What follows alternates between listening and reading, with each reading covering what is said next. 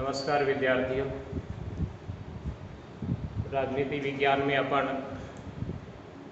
प्रमुख भारतीय राजनीतिक विचारक पढ़ रहे थे। इसमें यूनिट वाइज से, जैसे यूनिट जो है सेक्शन, ये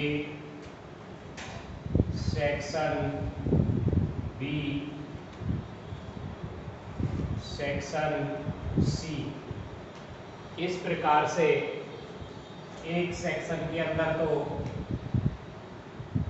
आपका मनु है, कौटिल्य है और शुक्र है। इनमें से मनु, कौटिल्य और शुक्र, इनमें से एक के ऊपर ये मैन आएगा तो ये अथवा में देगा, ये मैन दे दिया तो ये अथवा में देगा। इस प्रकार से इन तीनों में से एक तो अपने को कन्फर्म याद ही करना पड़ेगा। ऐसे टाइप क्वेश्चनों में अपने को यदि 20 नंबर हासिल करने हैं तो। इसके अलावा इसमें 4-4 नंबर के क्वेश्चन आएंगे तुम्हारे। वो अपना 12 क्वेश्चन देगा अपने को, जिसमें से कोई भी एनी अपने को 10 करने हैं उनमें से, और ये सेक्शन वाइज से होंगे। एक सेक्शन के अंदर तो ये है, इन विचारकों में से वो पूछेगा अपने से। एक सेक्शन के अंदर अपने महात्मा गांधी है,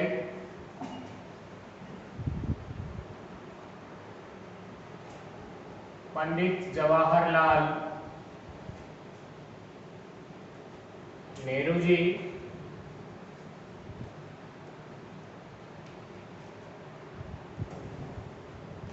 और अपना भाई डॉक्टर भीमराव अंबेडकर,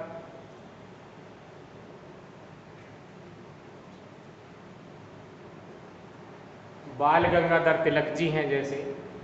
इनमें से ये भी वैसे अपन शुरू से पढ़ते आ रहे हैं, थोड़ा इनको भी याद रखना पड़ेगा, इनको भी देखना पड़ेगा और इनको भी। इनमें से एक क्वेश्चन आएगा अपने सेक्शन सी के अंदर। अपने जैसे राजा राम मोहन राय हैं,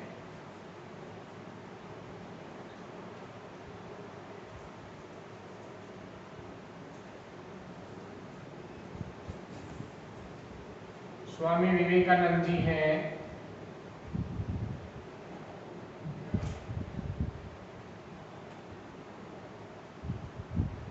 स्वामी दयानंद सरस्वती जी हैं,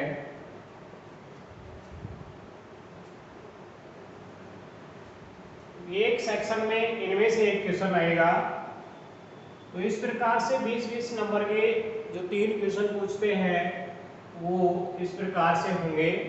इसके अलावा और भी विचारक जो हैं, तो उनमें जैसे जो अपने 4-4 नंबर के जो क्वेश्चन हैं उनमें वो पूछेगा उनके जीवन के बारे में, उनकी पुस्तक वगैरह ये पूछ सकता है वो,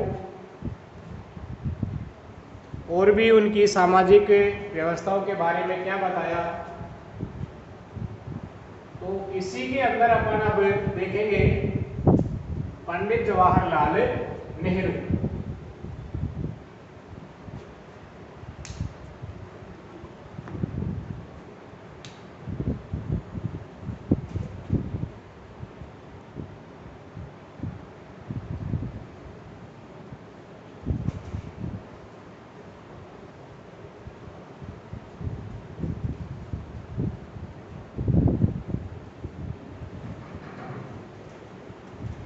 पंडित जवाहरलाल नेहरू जी, ये अपने स्वतंत्र भारत के प्रथम प्रधानमंत्री कौन थे? पंडित जवाहरलाल नेहरू जी। आधुनिक भारत के निर्माता, इन्हें क्या माना जाता है भाई? आधुनिक भारत के निर्माता।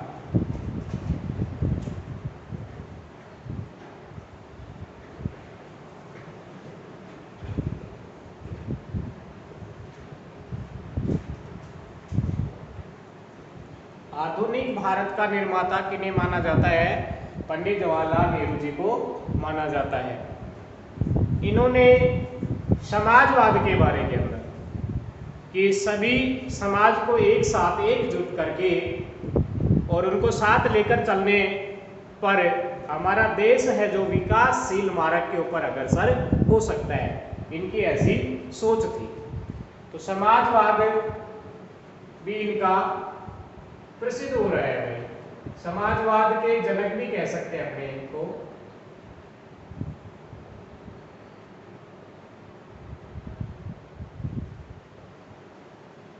समाजवाद के प्रणेता पंडित जवाहरलाल नेहरू जी, आधुनिक भारत के निर्माता।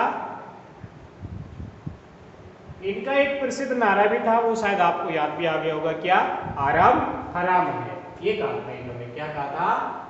कि आराम हराम है। प्रसिद्ध नारा आराम हराम है। ये कहते थे कि व्यक्ति को 24 घंटे में, दिन कितने घंटे का होता है? 24 घंटे का। 24 घंटे में से 18 घंटे क्या करना चाहिए? उसे कार्य करना चाहिए, उसे कार्यशील रहना चाहिए 18 घंटे तक। 6 घंटे सिर्फ वो आराम कर सकता है, ऐसा इनका मानना था। इनका जन्म देखिए, थोड़ा जीवन परिचय। पंडित जवाहरलाल नेहरू जी का जन्म, और जन्म इनका 14 नवंबर 1889 को। इनका जन्म 14 नवंबर 1889 को प्रयागराज, और प्रयागराज को क्या कहते हैं? इलाहाबाद कहते हैं। क्या कहते हैं? इलाहाबाद। कहां पर है ये? उत्तर प्रदेश के अंदर है। 14 नवंबर 1889 को प्रयागराज, प्रयागराज का नाम ही क्या है? इलाहाबाद है। उत्तर प्रदेश के अंदर इनका जन्म हुआ। 14 नवंबर को अपन कौन सा दिवस मनाते हैं? इनका जो जन्म है इसको बाल दिवस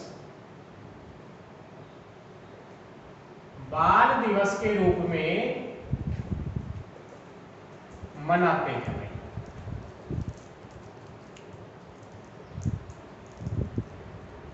पंडित जवाहरलाल नेहरू जी का जो जन्म है उसी जयंती को अपन बाल दिवस के रूप में मनाते हैं। क्यों? क्योंकि बच्चे इनको प्यार से चाचा नेहरू के नाम से पुकारते थे।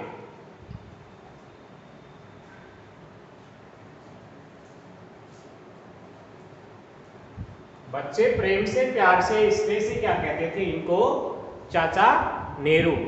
और ये अपने कोट के ऊपर एक पुष्प जो लगाते थे, और उसका अर्थ यही था कि मेरे देश के ये जो बच्चे हैं, होनहार हैं, ये देश के कर्णधार हैं, ये देश का भविष्य हैं, ये हमेशा क्या रहे? मुस्कुराते रहें।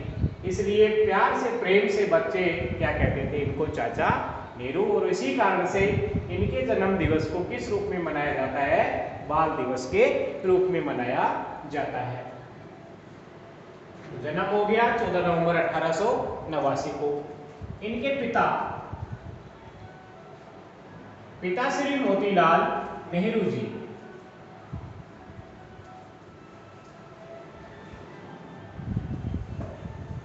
पिता श्री मोतीलाल नेहरू जी उस समय के प्रसिद्ध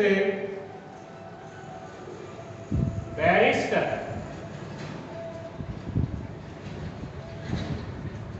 अंग्रेजी शासन के अंदर उनसे अच्छे टर्म्स इनके मोतीलाल नेहरू जी के, और प्रसिद्ध क्या थे? ये बैरिस्टर थे।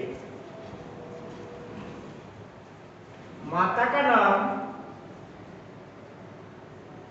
इनकी माता का नाम था स्वरूप रानी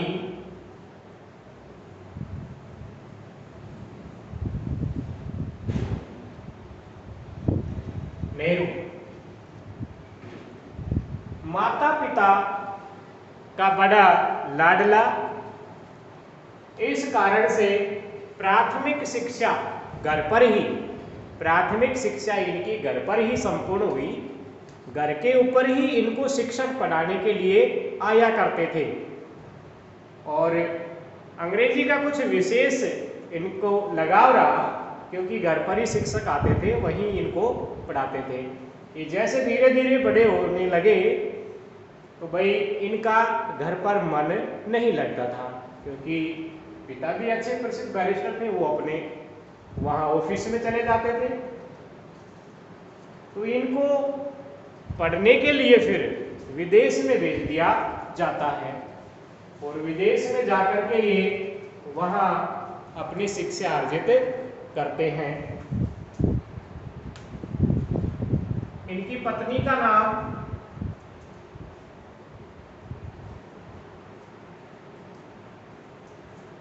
श्रीमती कमला नेहरू और इनके एक पुत्री भी थी भाई, जो स्वतंत्र भारत की पहली महिला प्रधानमंत्री बनी, श्रीमती इंदिरा गांधी। तो क्या नाम था उसका? इंदिरा। प्रिय दर्शनी नाम था बचपन का उनका। क्या नाम था? प्रिय दर्शनी। बाद में वो इंदिरा गांधी बन गई। क्यों? क्योंकि अपना जो नाम के आगे जो अपन टाइटल लगाते हैं वो लगभग पीहर पक्ष का नहीं होता है, किसका होता है? ससुराल पक्ष का लगता है। तो इनकी शादी फिरोज गांधी के साथ में हुई, इस कारण से गांधी लगाने लगी। ये पत्नी कमला नेहरू। अब भाई ये विदेश के अंदर जैसे ही अपनी शिक्षा अर्जित करने के लिए जाते हैं तो वहां पर ये फिर कैम्ब्रिज विश्वविद्यालय से, कौन से विश्वविद्यालय से? कैम्ब्रिज।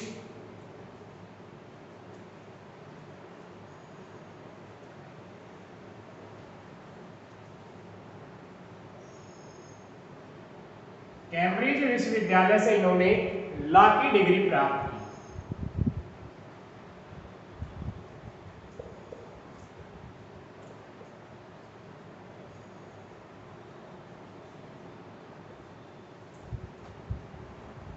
और कैम्ब्रिज विश्वविद्यालय से इन्होंने लॉ की डिग्री प्राप्त करने के बाद में ये अपने भारत के अंदर इलाहाबाद से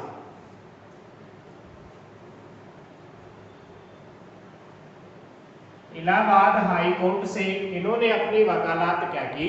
शुरू। कब? 1912 की। 1912 में इलाहाबाद हाई कोर्ट से पंडित जवाहरलाल नेहरू जी ने अपनी वकालत की क्या की? शुरुआत की। इन्होंने भाई पुस्तक भी लिखी एक, और वो फेमस पुस्तक थी, क्या नाम था उसका? Discovery of India.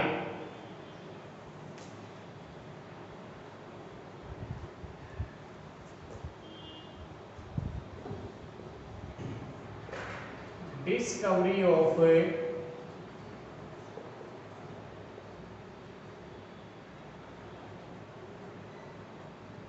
India, Bharat की खोज। आत्मकथा भी लिखी इन्होंने।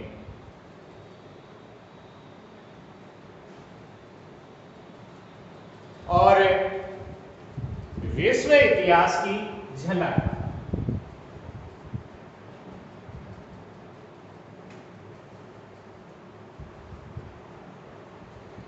विश्व इतिहास की झलक, ये इनकी पुस्तकें थी।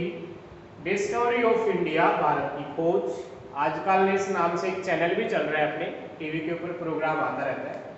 आत्मकथा, विश्व इतिहास की झलक। 1919 के अंदर 1919 में महात्मा गांधी से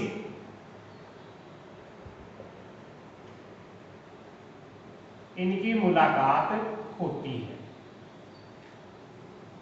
1919 में पंडित जवाहरलाल नेहरू की मुलाकात किनसे हुई? महात्मा गांधी से हुई।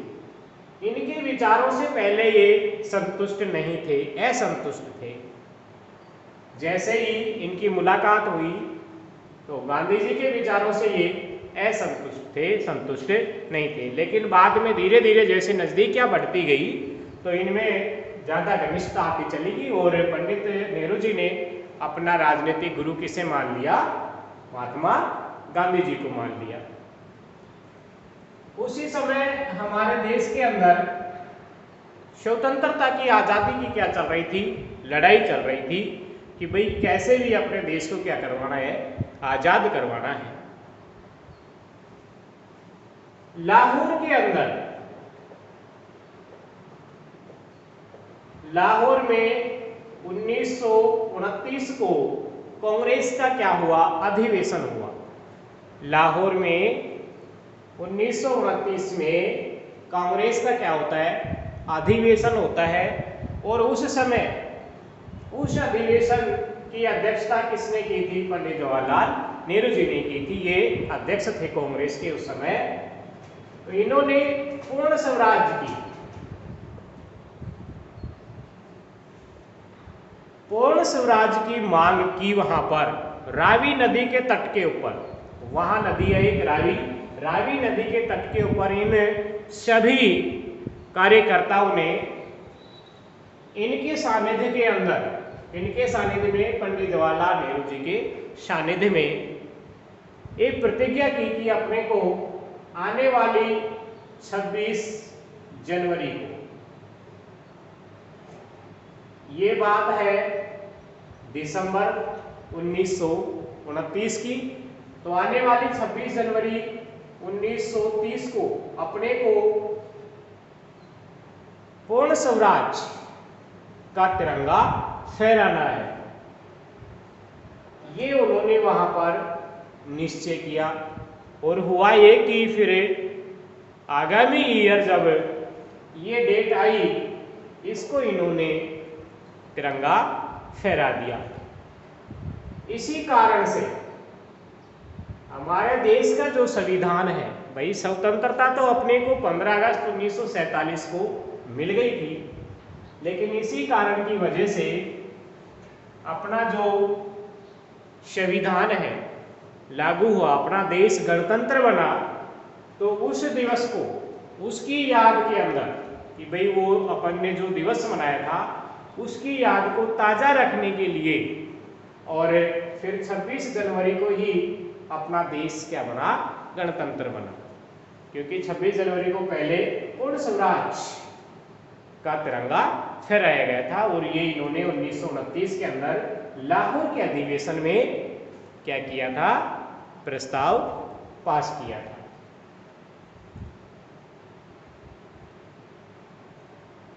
इनकी अंतिम इच्छा ये थी कि भाई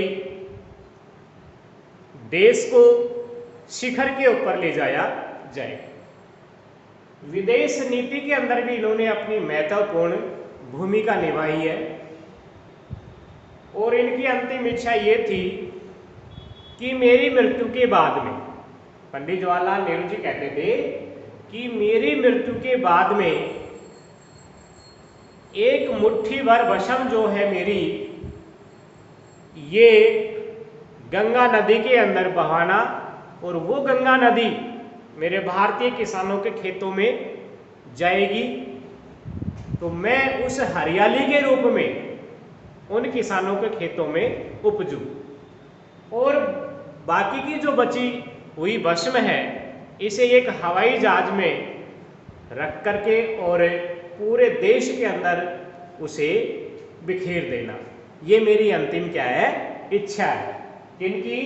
पंडित जवाहरलाल नेहरू जी की। और ऐसा ही किया गया कि वो एक खुशहाल भारत का सपना देख रहे थे और शायद वो सपना अब धीरे धीरे वर्तमान में पूरा होता जा रहा है। इनके बाकी के जो विचार हैं वो नेक्स्ट।